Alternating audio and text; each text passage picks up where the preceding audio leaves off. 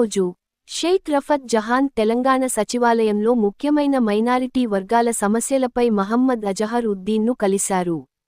ఈ సమావేశంలో మైనారిటీల సంక్షేమం, విద్య, స్కాలర్షిప్లు, ఉపాధి, గృహవసతి, యువజన అభివృద్ధికి సంబంధించిన పలు కీలక ప్రజా సమస్యలపై చర్చించారు.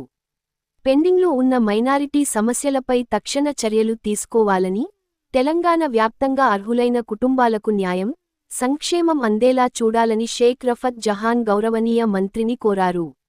ఏఎంఎం ఇన్కిలాబ్ పార్టీ ప్రజల గొంతుకను వినిపించడానికి, ప్రజా సంక్షేమం కోసం పనిచేయడానికి కట్టుబడి ఉంది. షేక్ రఫత్ జహాన్ ఏఎంఎం ఇన్కిలాబ్ తెలంగాణ మైనారిటీ సమస్యలు మహమ్మద్ అజహరుద్దీన్ సచివాలయం.